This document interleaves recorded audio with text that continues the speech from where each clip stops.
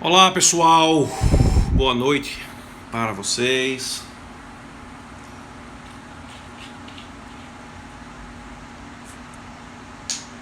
Vamos dar aí uns 2 minutinhos para entrar algumas pessoas e já começamos. Boa noite, Etienne, Natália,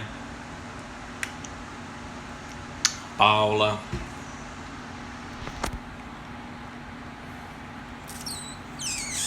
Muita gente conhecida, muitas pessoas que eu também não conheço. Boa noite, Galvão, Janice, boa noite, Priscila. Essa é a primeira live que eu faço aqui no Instagram, então provavelmente Rodrigo, Jamile, Isa. Várias pessoas eu nunca interagi, outras já são conhecidas do Periscope. Meu Periscope, fala Fernando, Glenda, eu tenho mais hábito de usá-lo para fazer lives. O Instagram é a primeira. E hoje resolvi fazer uma com uma Ruth, Patrícia, PRF, Tiziana, Bernardo. E aí, Bernardo, como é que vai, Maceió? Helena Coruripe lá em Alagoas, tem um time bom. Silvia, Marcelo. Vamos lá. Eu resolvi fazer essa live hoje abordando os temas da reforma trabalhista. Eu li o PL hoje à tarde. Esse PL está disponível no site da Câmara. E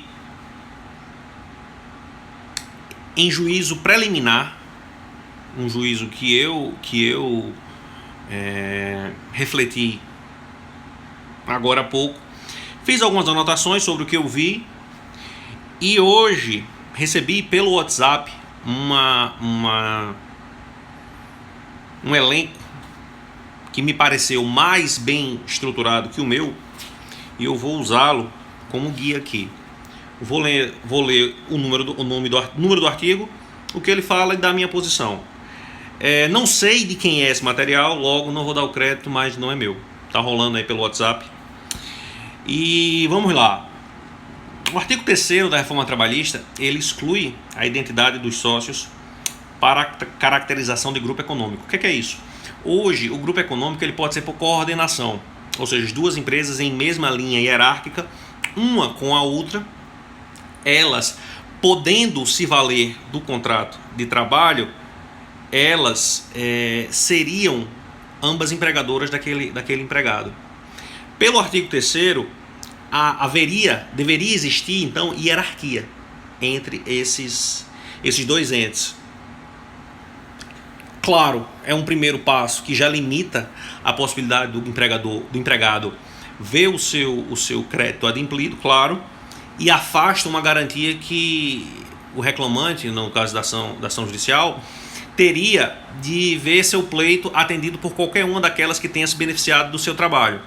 Ou seja, a lei traz agora mais um requisito, que é um requisito formal, na minha opinião, mas que visa afastar essa possibilidade de reconhecimento de vínculo e tutela de direitos. O artigo 11 reconhece a prescrição intercorrente a partir de 2 anos. Hoje não há prescrição intercorrente no processo do trabalho e não há possibilidade de se arguir, o juiz arguir prescrição de ofício. Em princípio, a prescrição intercorrente estaria permitida por esse PL. O artigo 58 ele vai excluir as horas in itinere como tempo à disposição. Hoje,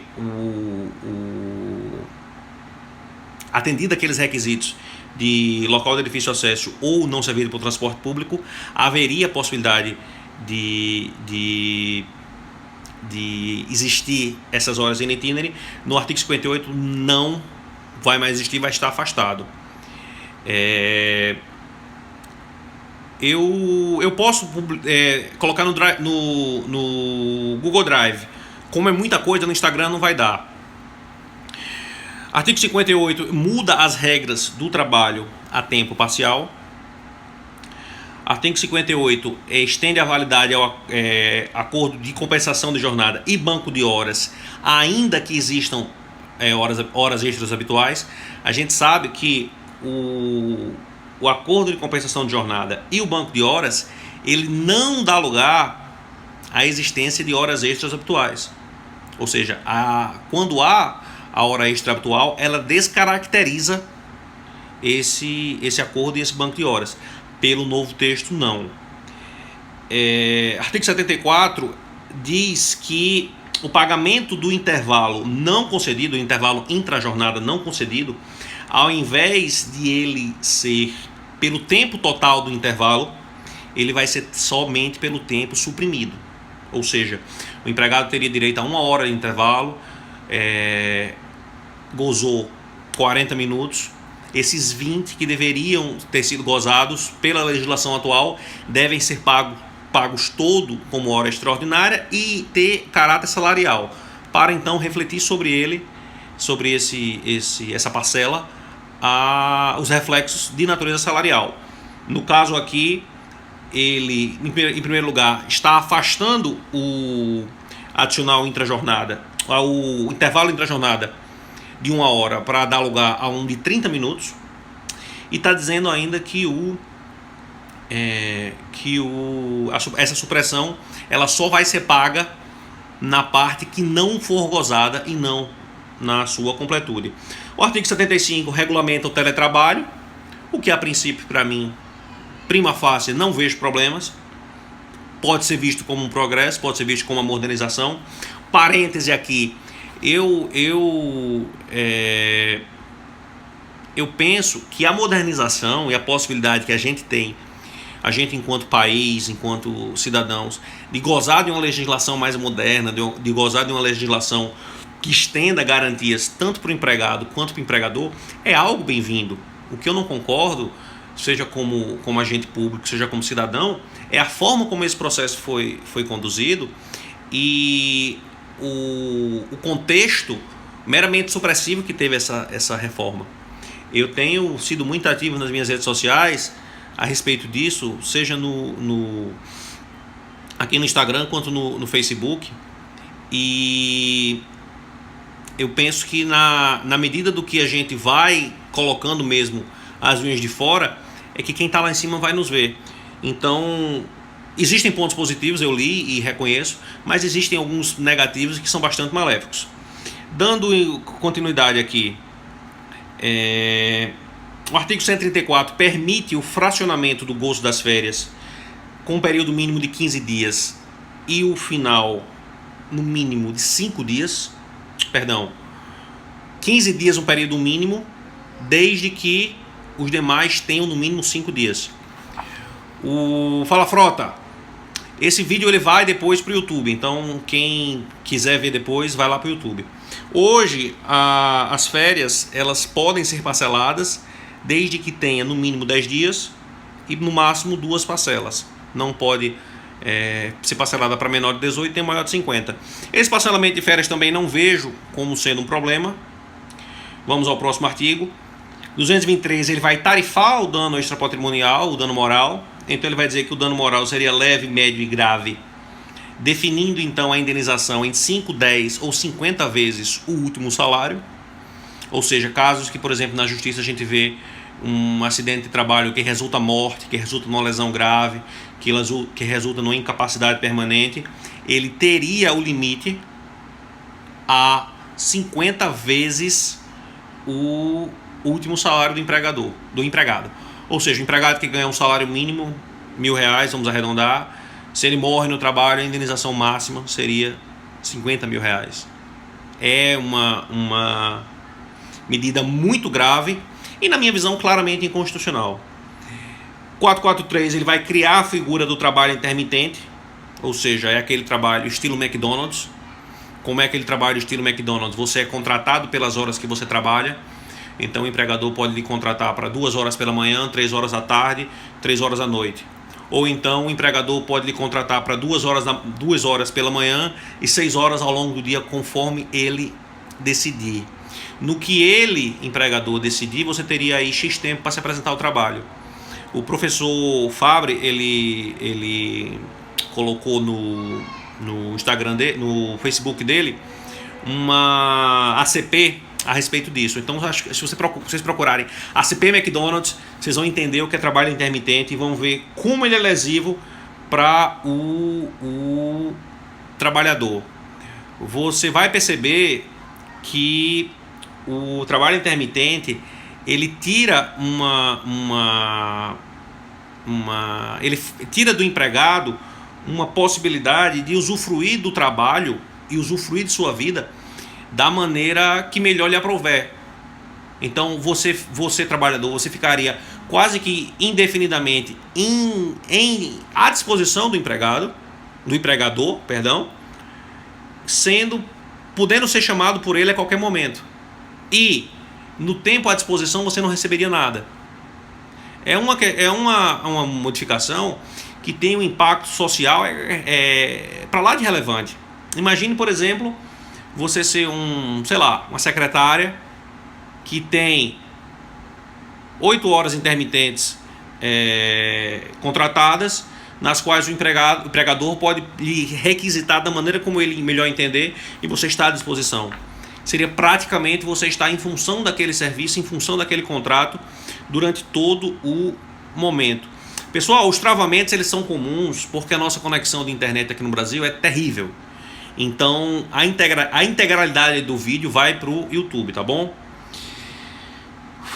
O 452 exige o contrato assinado para o trabalho intermitente e o pagamento ao final do período das férias, 13º, repouso semanal remunerado e garante gozo de férias, segundo diz aqui, sem remuneração nesse trabalho intermitente, e depósito de FGTS. Ou seja, esse trabalho intermitente é muito simples: ganha-se, trabalha-se; não ganha-se, não se trabalha, não se ganha.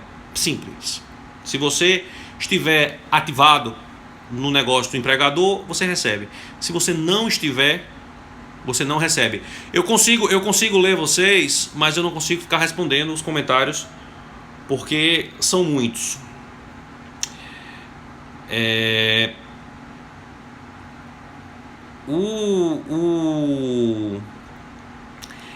O 456 ele vai trazer uma previsão. Pessoal, esse vídeo ele vai para o YouTube, tá? Então, quem puder, veja no YouTube. Eu vou concluir por aqui, porque eu já estou aqui, mas fico fico com a lembrança de que aqui no Instagram não está dando 100% certo.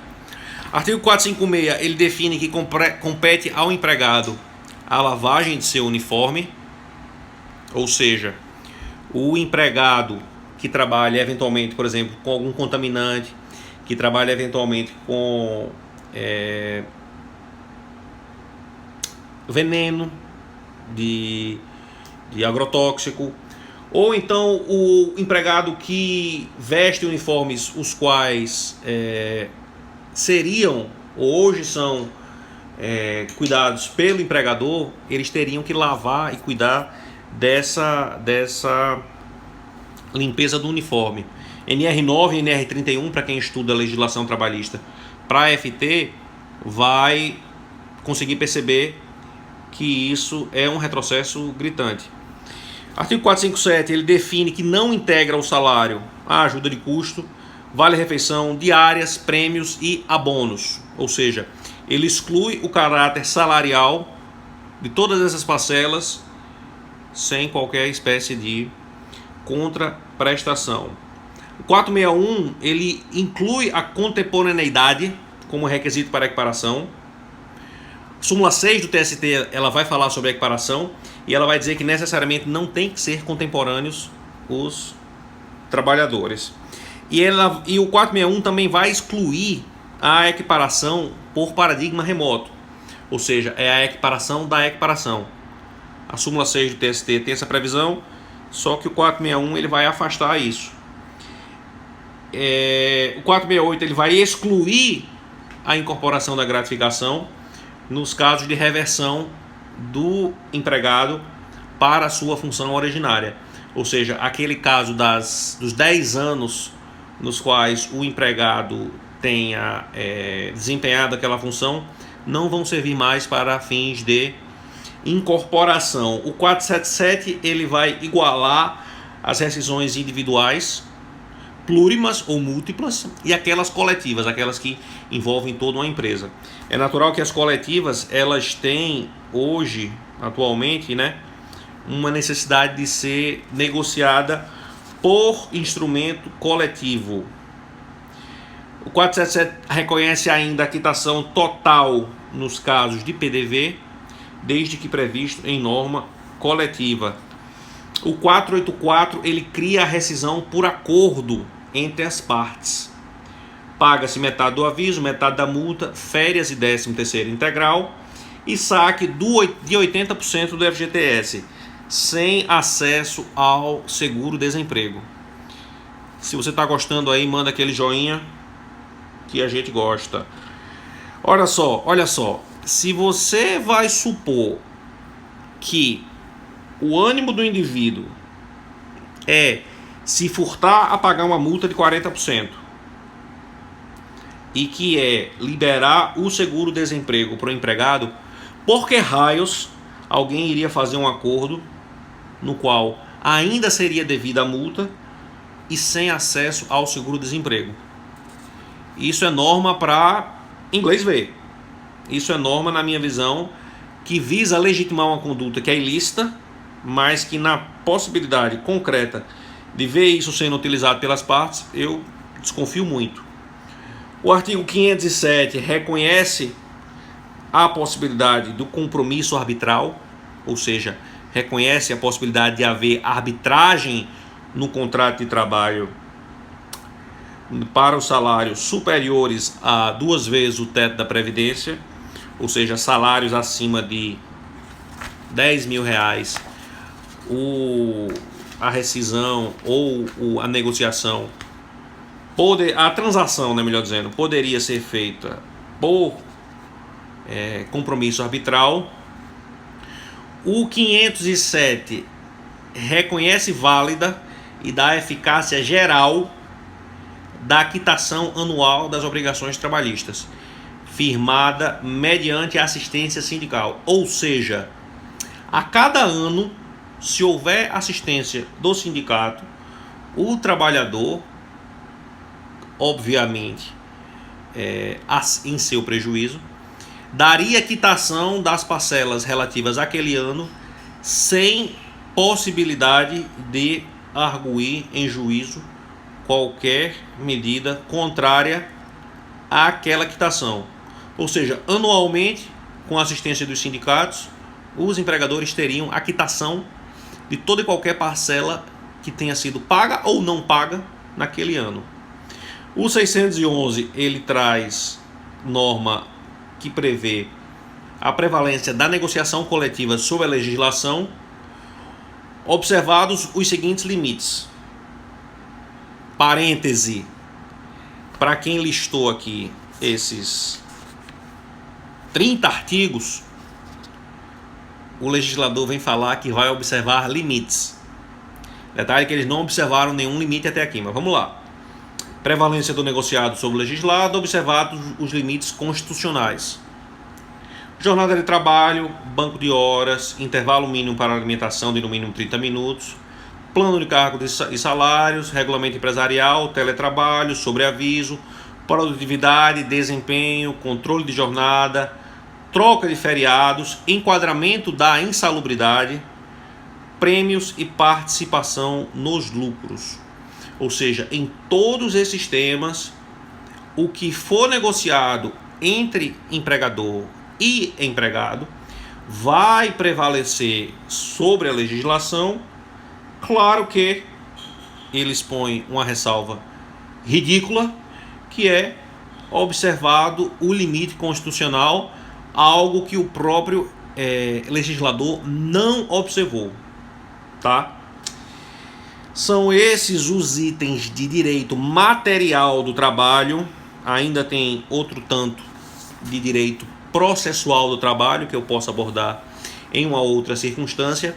A minha crítica pessoal é que o legislador ele colocou muito a critério do ente sindical uma representação e uma negociação que infelizmente hoje no Brasil a gente ainda não tem maturidade sindical para isso. Se você for falar de um sindicato dos bancários, sindicato dos petroleiros, sindicato dos metalúrgicos, penso que a gente teria com esses sindicatos uma possibilidade concreta de vê-los fazer frente ao poder do empregador. Nos demais sindicatos, e eu estou falando ainda só das capitais, não fui nem para o interior, para a zona rural, a gente não vai ver entes sindicais fortes a ponto de proteger os direitos dos seus empregados. Ou seja, essa reforma trabalhista, ela vai ter o condão de colocar para um ente uma responsabilidade negocial que infelizmente ele não tem ainda, na minha visão, condições de assumir. O poder do empregado frente ao empregador, ele vai poder se materializar de maneira mais concreta se for por meio de um representante. Ora, se a gente está falando de um representante que não tem força para isso, vai ser rolo compressor de empregador sobre empregado. Ponto. Mais cedo eu escutei na Rádio Senado que o senador Renan estava defendendo os trabalhadores, ou seja, estava atacando a reforma trabalhista, e, segundo ele, não passa no Senado. Pessoalmente, eu não imaginava que o senador Renan fosse apoiar o lado dos trabalhadores e ir de encontro ao seu partido e de encontro à reforma trabalhista, mas foi esse posicionamento que ele expressou. Eu espero que se materialize e conclua aqui com uma ressalva muito importante. Quem assistiu até agora vai ver a minha opinião pessoal a respeito disso para concursos públicos. Eu não me preocuparia com isso antes de ter uma solução concreta. Antes disso, passar pelo Senado, eventualmente voltar para a Câmara, ou ser rejeitado, ou ir para a sanção. Enquanto isso for projeto de lei, eu não me dedicaria a estudar isso. Você pode baixar o PL, você pode ler, você pode conhecer, você pode entrar na discussão, mas eu não gastaria horas de estudo com isso. Por quê? Porque pode mudar, pode nem ser aprovado.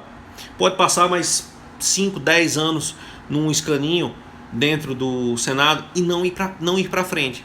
Ou seja, a gente pode investir energia em alguma coisa que não vai eventualmente virar lei e não vai eventualmente ser cobrada. Quem estuda para concurso já tem muitas atribuições, já tem muita lei para ler, súmula, questão para resolver, conteúdo, revisão, discursiva, peça jurídica se for o caso, etc. Ou seja, não seria objeto do meu estudo esse tipo de discussão que eu trouxe para vocês agora. Para quem viu aqui na reprise e quiser, na reprise eu digo ao vivo, e quiser rever, estou colocando no YouTube já. Para quem for ver a reprise no YouTube, a qualidade vai estar muito melhor por não ter que depender da nossa internet. É isto, pessoal.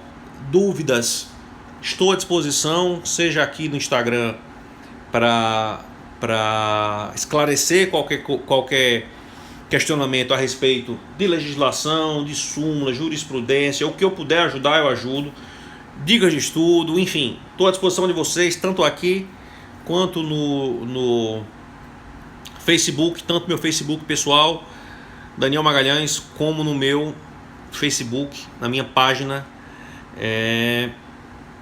Prof. Daniel Magalhães, Preparação Trabalhista. Obrigado a quem me assistiu, obrigado a quem prestigiou.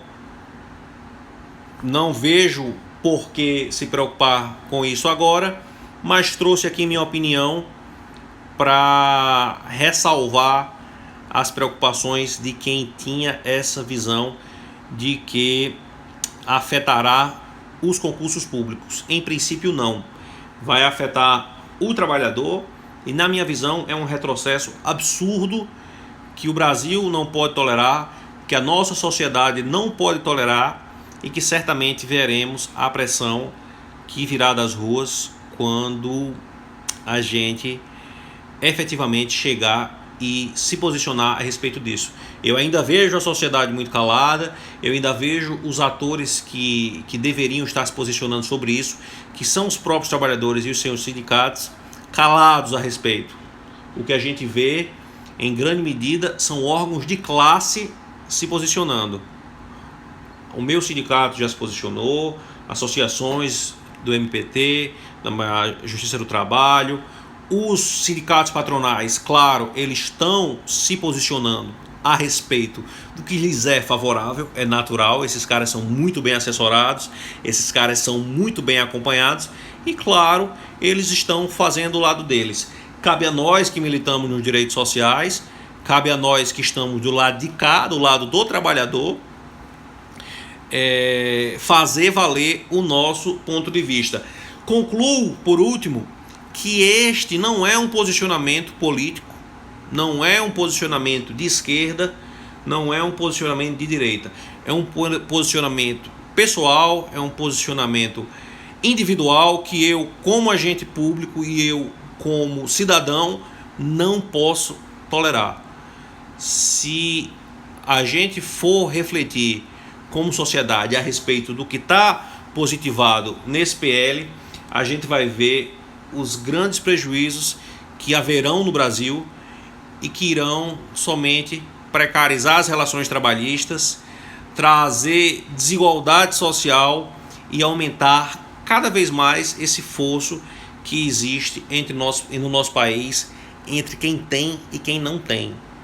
Aqueles que militam na área trabalhista, que são majoritariamente meu público, eu peço o engajamento de vocês, ainda que as pessoas não possam se deslocar para a rua, façam esse corpo a corpo nas redes sociais, seja o WhatsApp, Instagram, Facebook.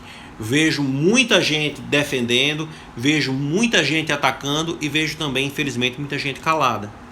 Aqueles que se somam à nossa luta, por gentileza, saiam da toca e venham vestir essa camisa, porque em última análise essa batalha ela vai refletir para todos nós. Uma boa noite, pessoal, agradeço pela atenção e em breve voltarei falando sobre a parte de processo do trabalho. Um grande abraço e até mais.